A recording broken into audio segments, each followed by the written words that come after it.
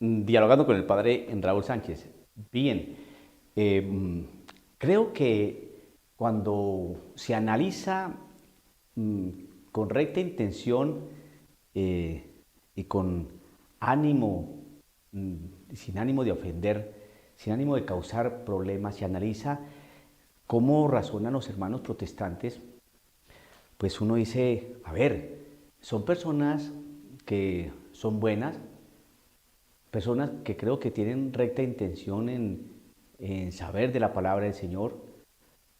Hay unos protestantes que son muy eruditos, muy conocedores del griego, del latín, del hebreo, del arameo, son estudiosos, son muy estructurados y sin embargo siguen siendo protestantes. Se pregunta uno, ¿qué pasa allí? Porque no podemos catalogar a todos los protestantes de la misma manera que no podemos catalogar a todos los católicos y definirlos con el mismo rasero.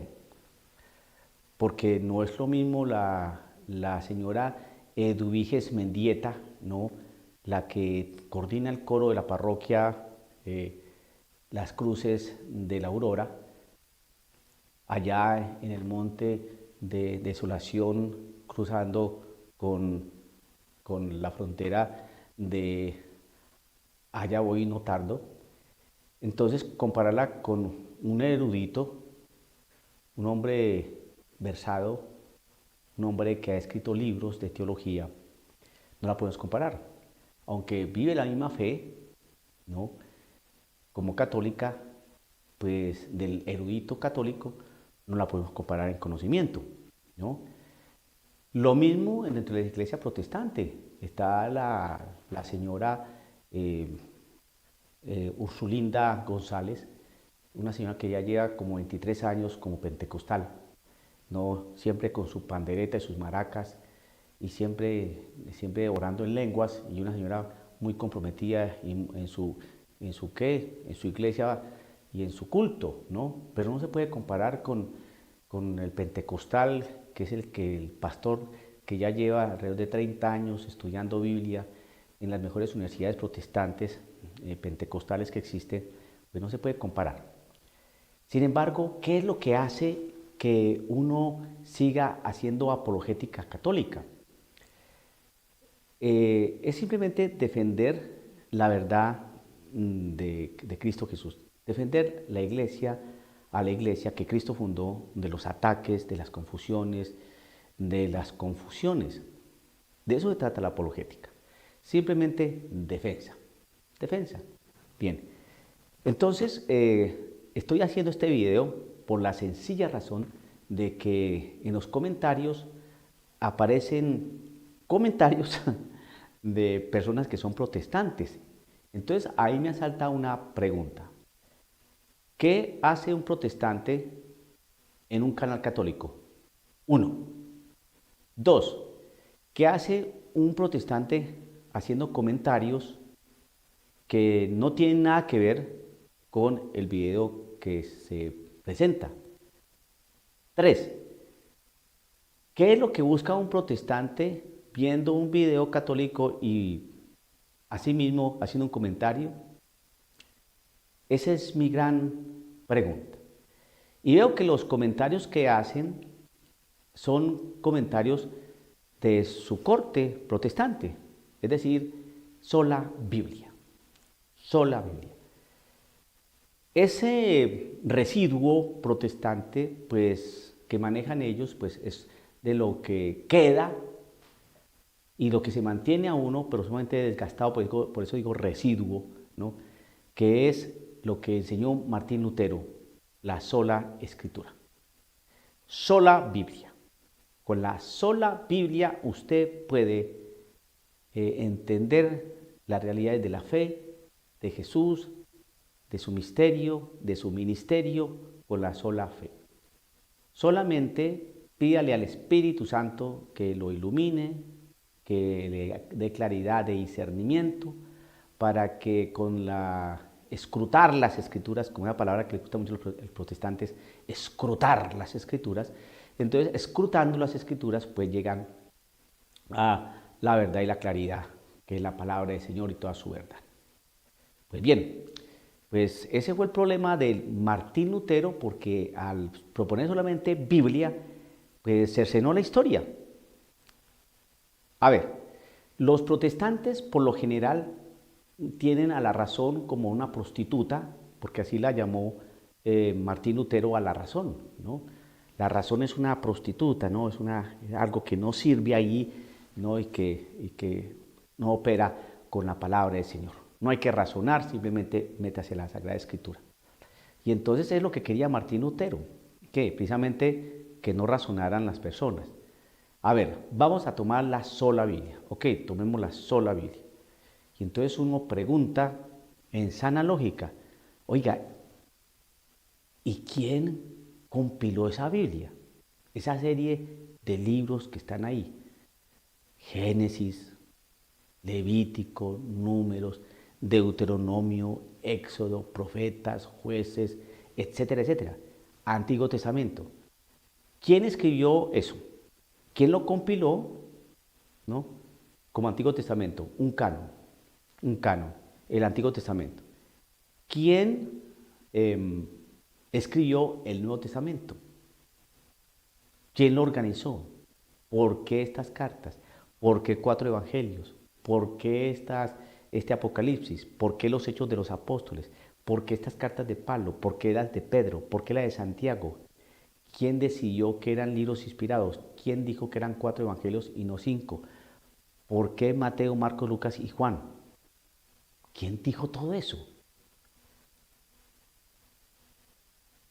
¿Quién organizó todo eso? ¿Quién compiló todo eso? ¿Quién dijo qué libros eran inspirados y qué libros no? Esa Biblia que tienen los protestantes, ¿no?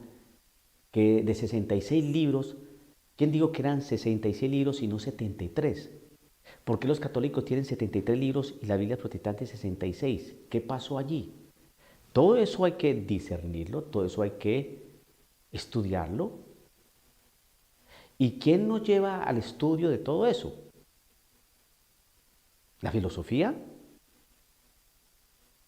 ¿El razonar? ¿Especular? No, la historia. La historia. Toda iglesia protestante tiene su historia. A ver, ¿cómo se inició este grupo, ¿no? De los estudiantes de la Biblia, inicialmente llamado así este grupo que se llama los Testigos de Jehová? ¿Cuándo empezaron los Testigos de Jehová? Ellos dicen que desde el Antiguo Testamento, que eran testigos de Jehová. Entonces uno dice, ok, pues entonces vamos a través de la historia que nos hagan el recorrido hasta el día de hoy, hasta que apareció Charles Taze Russell, ¿no? En el año 1880 y algo, si no estoy mal, o 1978 para acá. Rutherford, que haga un recorrido histórico. Desafortunadamente, cuando se hace el recorrido histórico, pues van a aparecer una serie de baches, inmensos baches y saltos ultradinámicos desde que ellos dicen que nacieron hasta el día de hoy. Es decir, no existe una verdadera cohesión, secuencia y línea de sucesión que nos lleven a comprender o a entender o a explicar que los testigos de Jehová están desde el Antiguo Testamento. Bien, el mismo nombre de Jehová, eso lo tienen que probar, ¿no? Ahora bien, la historia es sumamente importante, pero estamos a tal punto de desconocer la historia y negarnos a observarla. Hay unos errores inmensos, es como decir que George Washington fue el primer presidente de Canadá. Eso es fácil de desvirtuar. Lo mismo con las iglesias protestantes que existen hoy. Es fácil desvirtuar su origen, ya que ellos dicen que vienen desde el mismo Jesucristo, desde Pentecostés para acá, es muy, pero muy fácil desvirtuar esa línea de sucesión o esa continuidad desde que ellos dicen que nacieron hasta el día de hoy. Es fácil por la historia, por la historia. Pero ya para redondear lo que estoy diciendo con estos hermanos separados que se meten al canal y ven el canal y comentan cosas que no tienen nada que ver con el programa, entonces digo, ¿por qué se meten? Y si se meten, ¿por qué no comentan lo del programa? Entonces eso me hace pensar que quieren buscar pleito, quieren batalla. Y esa simplemente pues se detiene con una sana razón, esa razón que ellos desprecian porque solamente es los razonamientos para eso, son criterios de orden humano, que aquí simplemente hay que citar la palabra del Señor. Entonces uno dice, ok, bueno, pues entonces explíqueme de dónde salió esa palabra del Señor, esa Biblia que usted mantiene ahí, ¿de dónde salió? Si usted niega que esa Biblia que usted tiene en la mano la organizó, la compiló, la estableció, la escribieron los católicos y que a través de un concilio, el concilio de Roma en el año 382, bajo el pontificado de Dámaso, dijo aquí hay palabra de Dios.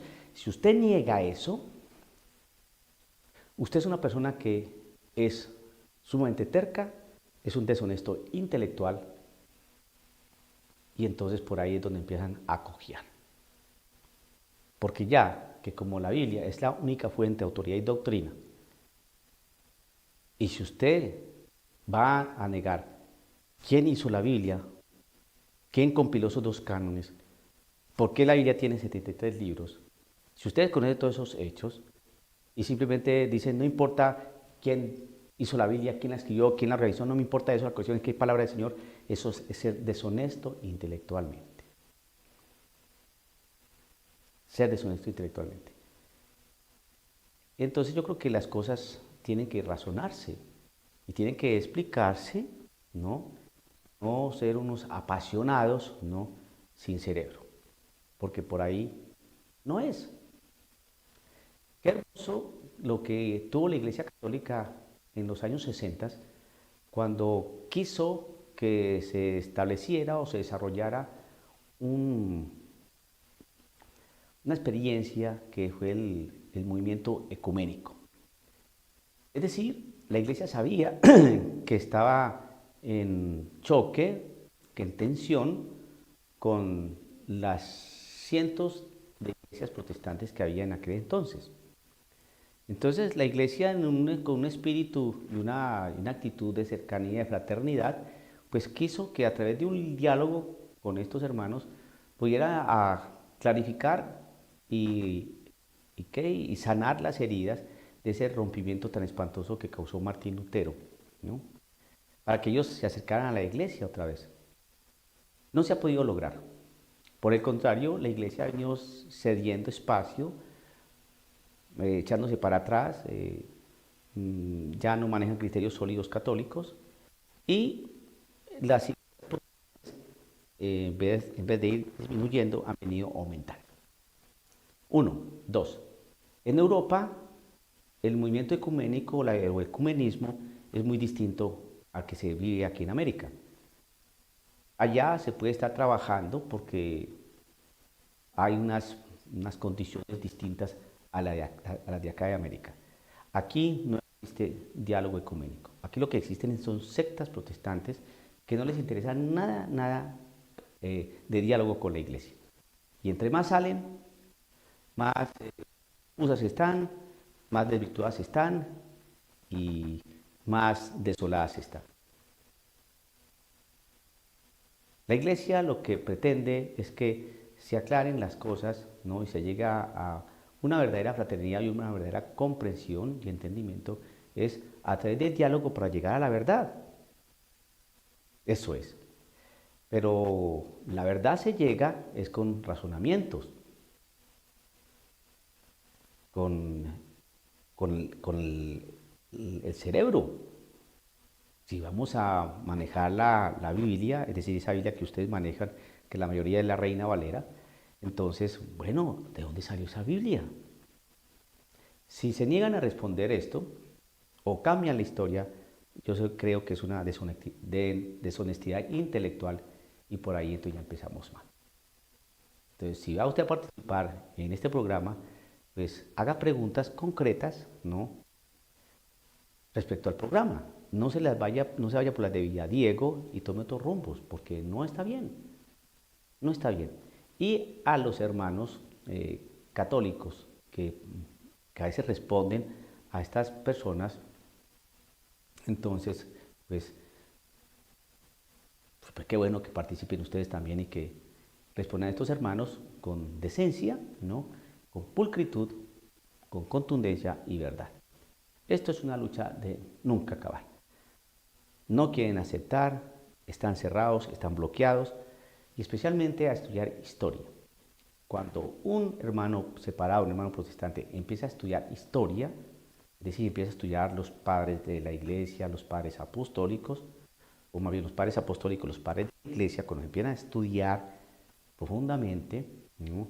Empiezan a estudiar historia, entonces se va a dar cuenta que la iglesia desde sus inicios siempre fue católica, no protestante. Y por eso es que existen tantas iglesias protestantes, porque entre ellos mismos ni se pueden organizar.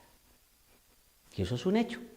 A mí no me vengan con cuentos de que la liturgia de un calvinista es igual a la de un pentecostal unicitario. Y que el entendimiento de la Biblia de un luterano es igual al de un mormón. Por favor. No nos engañemos. Querido católico, a pesar de nuestro pecado y de nuestra inconsistencia, estamos en la iglesia que Cristo fundó y que está pasando por momentos muy convulsos. En oración, en alegría y siempre en esperanza. Que el Señor lo bendiga en el nombre del Padre y del Hijo y del Espíritu Santo.